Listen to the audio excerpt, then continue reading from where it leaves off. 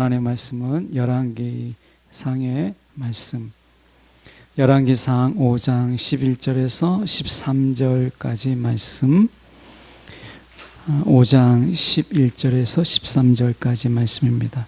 제가 가진 성경으로는 구약성경 519쪽의 말씀, 구약성경 519쪽 열왕기상 5장 11절에서 13절까지 말씀, 제가 봉독해 올립니다.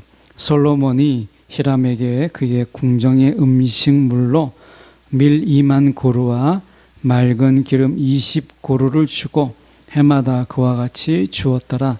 여호와께서 그의 말씀대로 솔로몬에게 지혜를 주신 고로 히람과 솔로몬이 친목하여 두 사람이 함께 약조를 맺었더라. 이에 솔로몬 왕이 온 이스라엘 가운데서 역군을 일으키니 그 역군의 수가 3만 명이라. 아멘. 오늘 이 말씀 가지고 건축은 관계의 산물, 건축은 관계의 산물이라는 제목으로 함께 말씀 나누기를 원합니다. 하나님께서 일하시는 이 일하심은 사람을 통해서 일하시죠. 그런데 그냥 단순하게 사람이라는 것이 아니라 사람과의 그 관계, 또 하나님과의 그 관계, 이 관계를 통해서 하나님은 일하세요. 그래서 이스라엘 백성들을 우리가 이제 애굽에서 인도하실 때 하나님이 가장 먼저 출애굽한 그들에게 가장 먼저 하신 것은 시내산 언약이죠.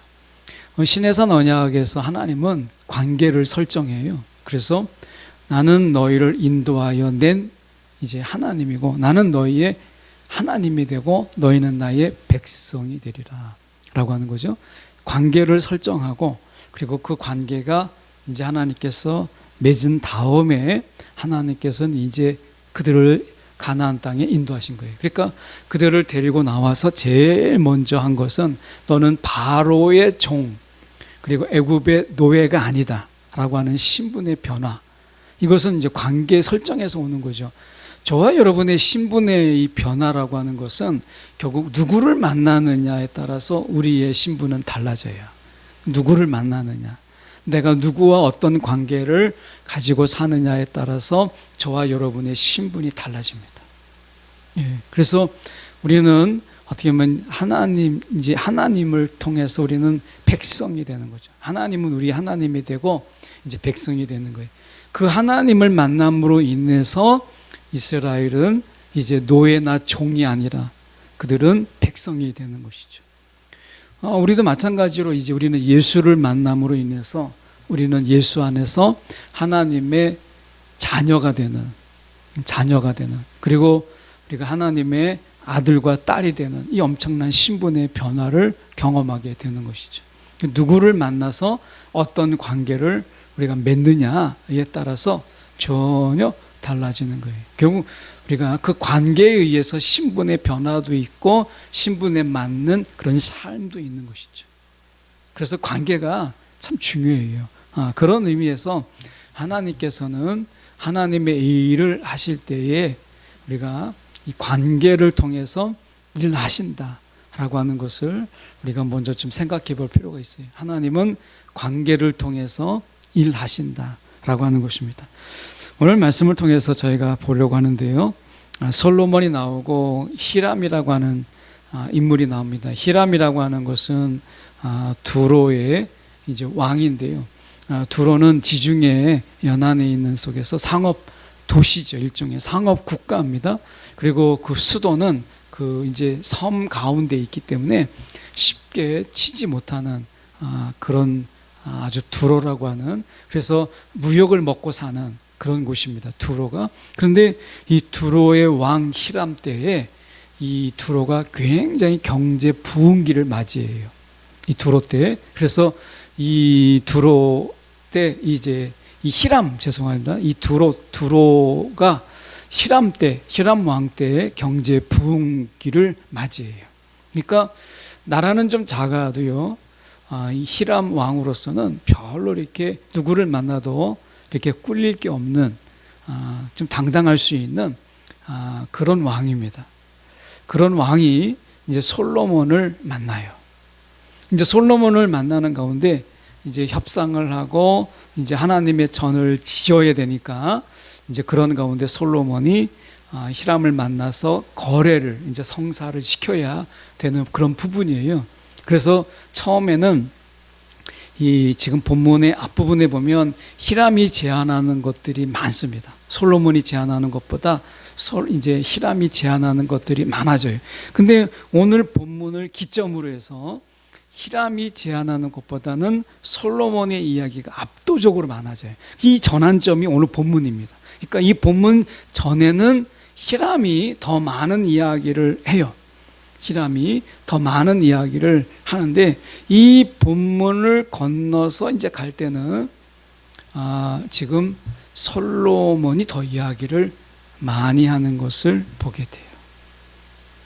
그래서 오늘 이 본문 속에서 우리가 살펴보는 것은 결국 이 본문에서 이야기하고 있는 12절을 보십시오. 잠깐 12절을 먼저 봤다가 11절로 올 건데 12절에 보시면 여호와께서 그의 말씀대로 솔로몬에게 지혜를 주신 고로. 왜 지혜라고 이야기했는가? 이 부분을 저희가 풀어봐야 되거든요.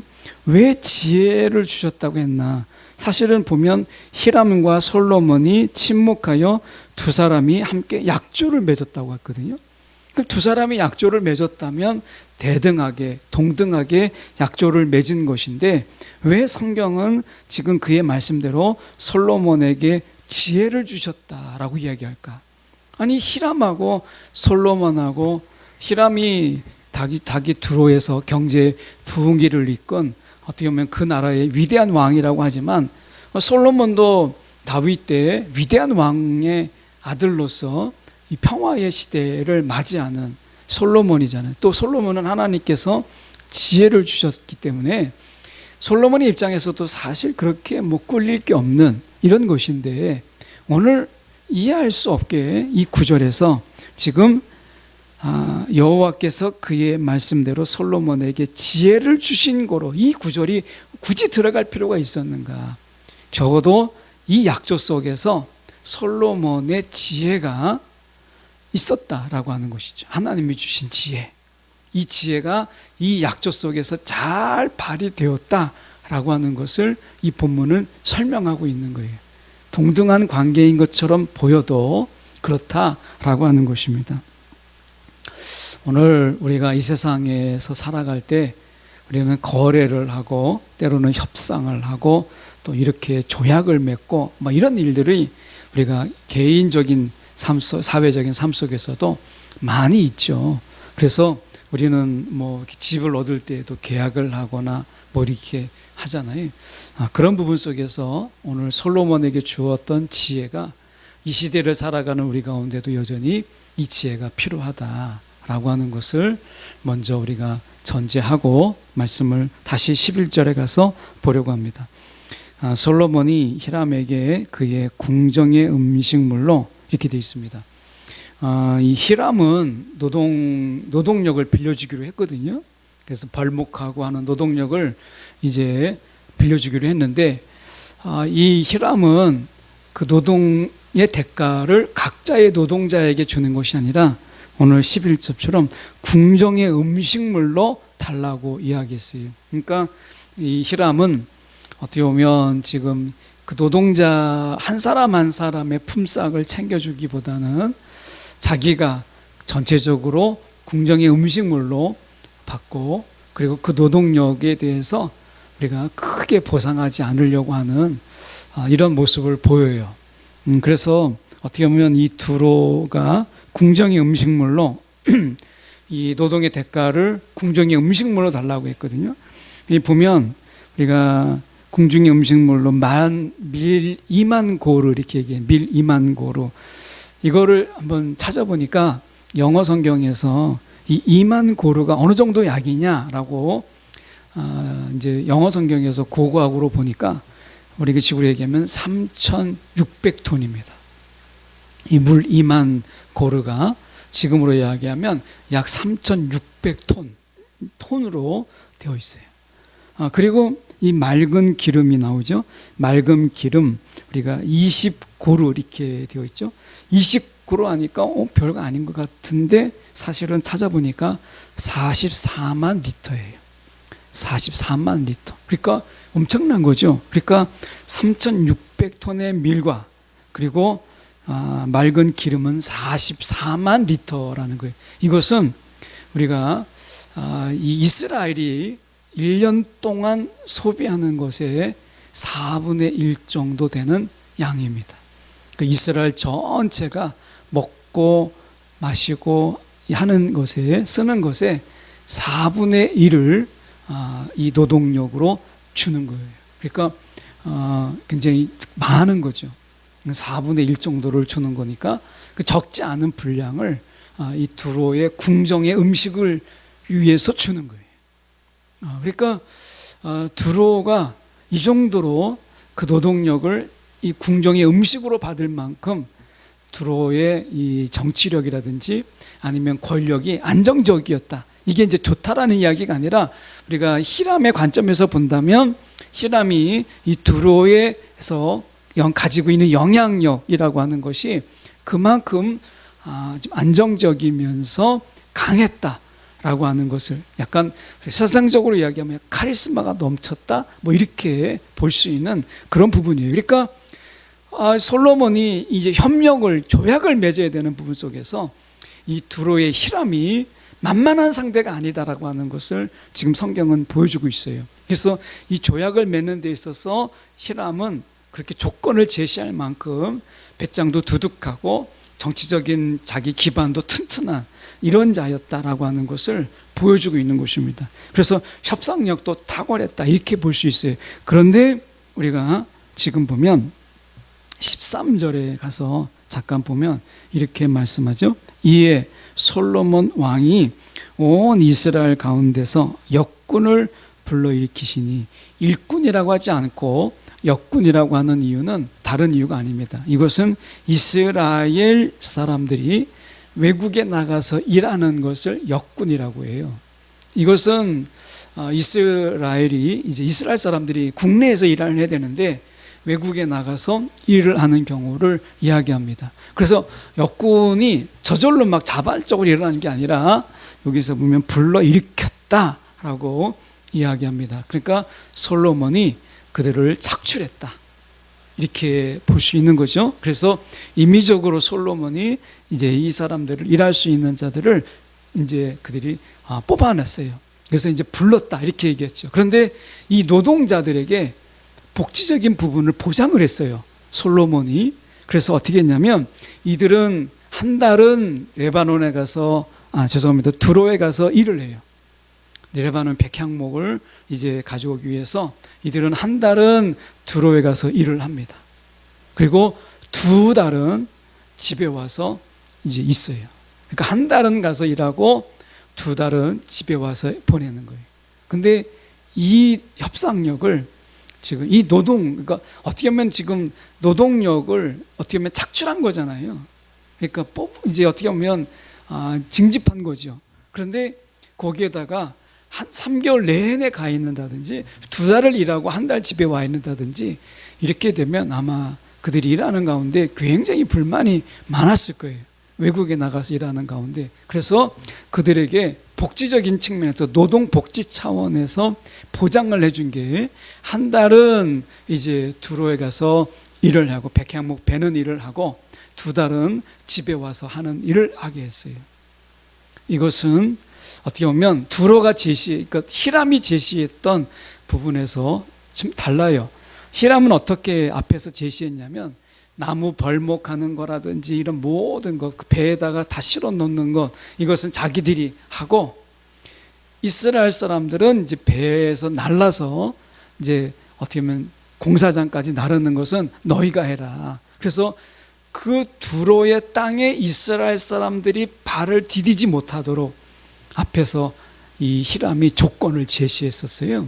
그런데 지금 이 이스라엘의 솔로몬은 이 히람, 그러니까 두로의 히람의 제안에 대해서 그것을 거절하고 한 달 동안 이스라엘 사람들이 거기에 역군으로 가서 기술을 배우는 거죠. 사실은 이것은 나무를 베고 어떻게 보면 벌목하는 기술을 이제 배우는 거예요. 이것은 굉장히 중요한 기술이죠. 왜냐하면 이제 하나님의 성전을 건축하는 데 있어서 나무를 다룰 수 있다라고 하는 것은 굉장히 중요한 부분인데, 이것을 직접 두로에 가서 그 기술을 배우는 거예요. 이거는 이제 지금으로 말하면 선진 기술이죠.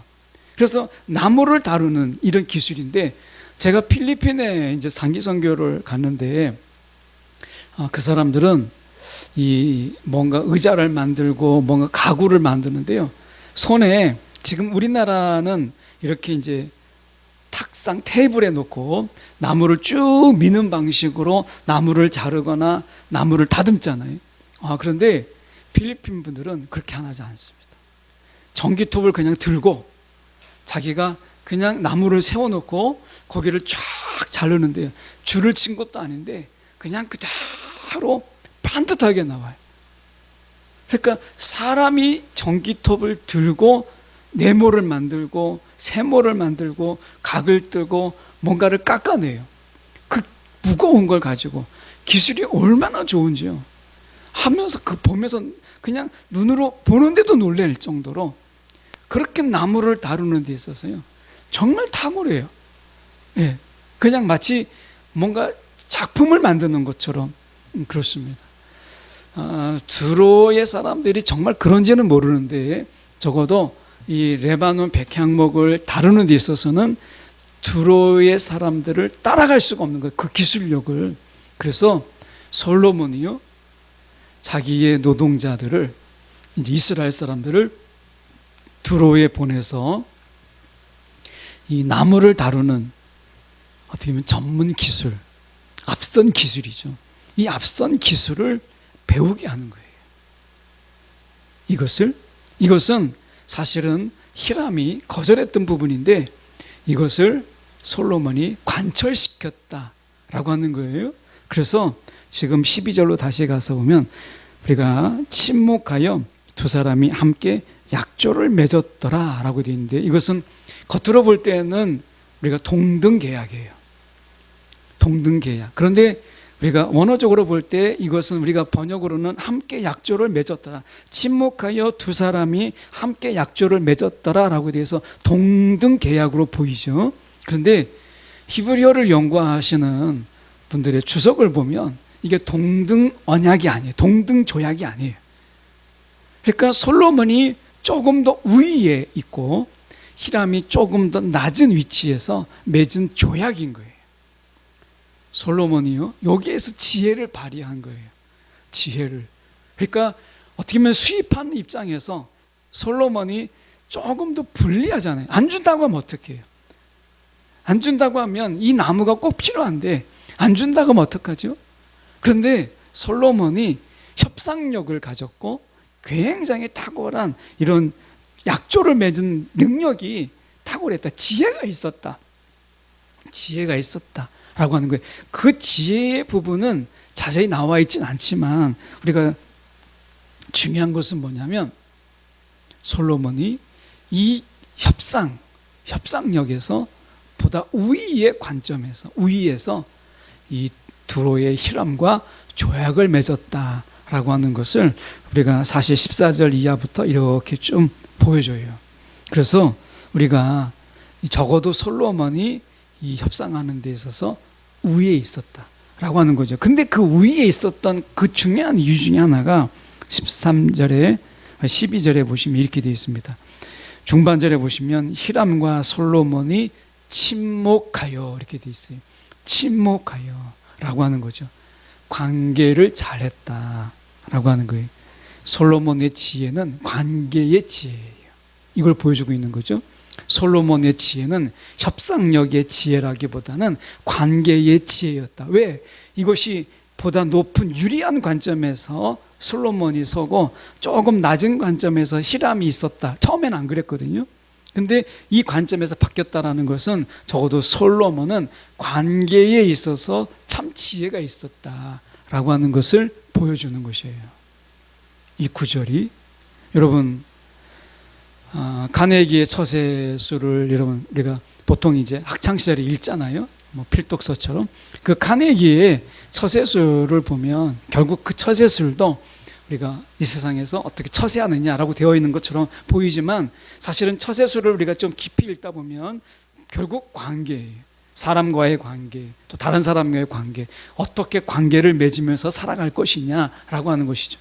오늘 주님께서 우리 가운데 로마서에서 이렇게 말씀합니다. 로마서 5장 9절의 말씀 이렇게 말씀하세요. 우리가 이제 그리스도의 피로써 하나님과 올바른 관계를 얻었으니, 이렇게 되어 있어요. 예수 그리스도로 말미암아, 그분의 십자가로 말미암아 하나님과 우리 사이에 건너갈 수 없는, 도저히 그분에 이룰 수 없는 깨어진 관계, 언약의 파기가 있었잖아요. 우리가 새 언약이 왜 필요한 거예요? 옛 언약이 인간의 죄로 인하여 그리고 이스라엘이 하나님의 율법을 그들이 지키지 않으므로 사실 언약을 파기했죠. 이러므로 인해서 우리가 율법을 그들이 온전히 지키지 않으므로 옛 언약을 일방적으로 파기한 게 이스라엘입니다. 그래서 사실은 이 율법이 이제 그들에게 더 이상 하나님의 언약 안에서 어떤 능력도 어떤 힘도 발휘하지 못하기 때문에 하나님께 나아갈 수 있는 모든 것이 끊어져 버렸어요. 이 끊어진 다리, 어떻게 보면 끊어진 이 계곡, 하나님은 여기에 계시고 우리는 이곳에 있어서 도저히 건너갈 수 없는 협곡이 생겼는데, 이것을 끊어진 이 협곡, 끊어진 관계를 이어주신 것이 우리가 예수 그리스도이시죠. 우리가 전도에 크게 보면 이 다리예와 전도법이 많이 우리가 한동안 많이 사용했잖아요. 그게 오늘 보면 하나님과 끊어진 관계 속에서 예수 십자가가 그것을 이어주는 다리 역할을 하는 이것이죠. 그래서 오늘 로마서 5장 9절에도 보면 우리가 이제 그리스도의 피로써 하나님과 올바른 관계를 얻었다라고 하는 거예요. 여러분, 관계가 없으면요, 우리 가운데 누림도 없는 거예요. 예. 관계가 없으면 여러분 신분의 변화도 없는 거예요. 오늘 이 관계가 얼마나 중요한지 몰라요. 이 관계를 통해서 하나님의 일, 오늘 하나님의 뜻이 우리를 통해서 우리가 흘러가는 것이고, 우리가 찬양을 드렸던 것처럼 이 관계를 통해서 우리는 하나님께 영광을 올려드리는 거예요. 그래서 하나님께서 이 관계를 얼마나 중요시 여기는지 몰라요. 하나님은요, 우리를 그냥 일하는 자, 그런 일하는 자로 하나님 우리를 그냥 부르신 게 아니에요. 그냥 하나님이 우리를 그냥 관계없는 가운데서 그냥 홍해바다를 향해서 그냥 갈라져라, 이렇게 해서 홍해바다를 가르신 것처럼 일하지 않으셨어요. 하나님은 우리와의 올바른 관계를 먼저 다시 재정립하시고 우리를 통해서 영광을 받기를 원하신 거예요. 하나님께 영광을 올려드린다라고 하는 것은요, 바른 관계에서 오는 거예요. 예, 바른 관계에서. 여러분, 사단이 하나님께 영광을 돌린다라는 이야기를 들어본 적이 있어요? 없잖아요. 우리가 이 틀어진 관계, 깨어진 관계는 하나님께 영광을 돌릴 수가 없어요.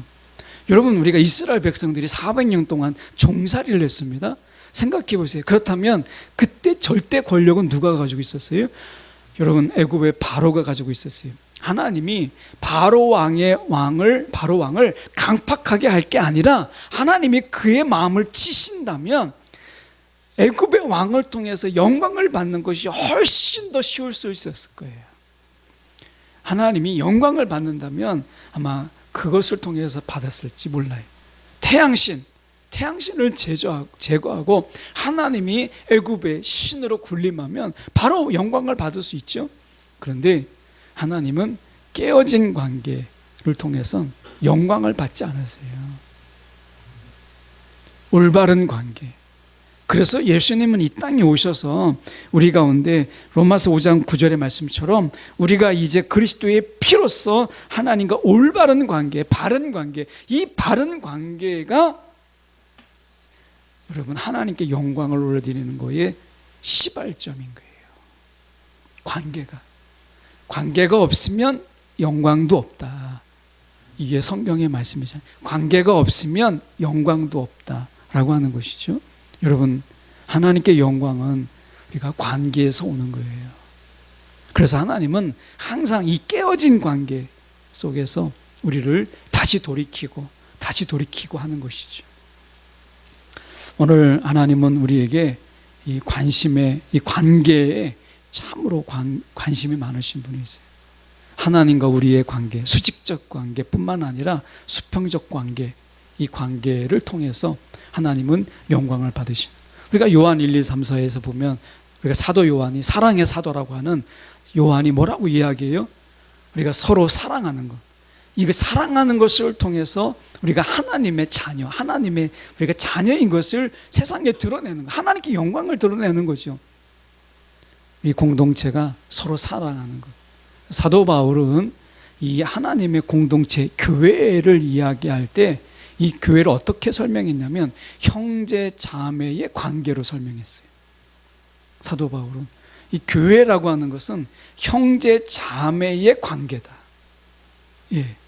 그냥 공동체가 아니라 이것은 형제 자매의 그 뜻한 어떤 사랑, 그리고 그 속에서 배려, 이런 관계가 있는 것을 교회라고 이야기했어요. 그래서 사도 바울은 교회를 이야기할 때 형제님, 자매님, 형제 자매로서 이야기하기를 좋아했어요. 제가 이 CCC에서 대학생 때 선교단체에 있을 때 처음에 가니까 뭐 형제님, 막 자매님 그랬어요. 우리 교회도 처음에 교회를 개척하고 나서 처음에는 직분을 부르지 않았죠. 직분을 부르지 않고 그냥 형제님, 자매님. 그래서 그때 당시에 몇몇 집사님들이 그때는 뭐 자매님이었으니까 그때는 이제 저보고도 목사님이라고 안 하고 형제님이라고 했죠. 그러다가 이제 외부에서 새로운 분들이 오셨을 때 목사님에게도 이제 형제님하고 막 서로 형제님, 자매님 하니까 이거 이단이 아니냐 막 그래가지고 그래서 그것 때문에 이제 바꿀 때가 됐다 해서 이제 직분으로 바꿨죠. 그런데 그때의 그 마음은 우리가 좀 그대로 우리가 간직하는 게 참 필요하구나 하는 생각을 요즘 많이 합니다. 우리가 형제 자매라고 하는 주님 안에서 한 아버지 안에서의 형제 자매. 그래서 사도 바울은 그가 교회론을 이야기할 때 형제 자매의 관점, 이 성도의 관계를 이야기할 때 형제요 자매요라는 형제 자매적 관계로 교회를 설명했어요. 그걸 그렇게 하기를 사도 바울은 좋아했어요. 여러분, 우리가 이 제자, 그 사도 바울에 있어서 제자라는 관점이 이제 사라지잖아요. 그러면서 형제요 자매요라고 하는 관점에서 더 많이 이야기하는 이유가 바로 그것 때문에 그렇습니다. 오늘 우리가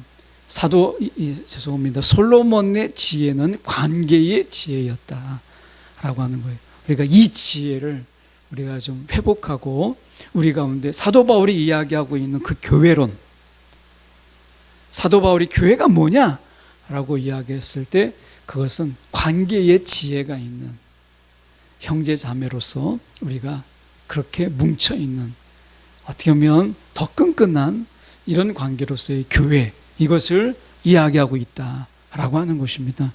자, 그런 의미에서 오늘 우리가 관계가 영광이다라고 하는 것을 다시 한번 생각해 볼 필요가 있어요. 교회가 하나님께 어떻게 영광을 돌릴 것인가. 우리가 참 우리의 숙제이면서 고민이면서 사실 행복한 고민이죠. 어떻게 우리가 교회가 하나님께 영광을 돌려드릴 것인가 라고 하는 것이죠. 그 부분에서 오늘 본문의 말씀에서 사도 바울의 교회론에 비추어서 생각해 본다면 결국 좋은 관계, 하나님이 원하시는 관계, 이것이 우리가 결국 교회를 통해서 하나님 받으시는 영광이다 라고 하는 것이에요. 우리의 관계를 통해서 하나님 영광을 받으시고 이 관계의 확장을 통해서 하나님은 기뻐하시는 것이에요. 오늘 솔로몬처럼 저와 여러분에게 관계의 지혜가 있었으면 좋겠다. 세상에 치이는 게 아니라 오히려 세상보다 약간 좀 더 우회적인 관점에서 주도권을 가지고 세상을 리드하고 세상을 좀 이끌어갈 수 있는 이런 우리가 관계의 지혜, 이런 것이 우리가 더 많이 필요하지 않을까. 세상이 우리를 계속해서 우리를 끌어가려고 하고 세상의 일들이 우리를 막 이끌고 가잖아요. 여러분 어떻습니까? 세상을 살다 보면 그런 느낌 같지 않으세요? 야, 내가 세상에 끌려가는 느낌.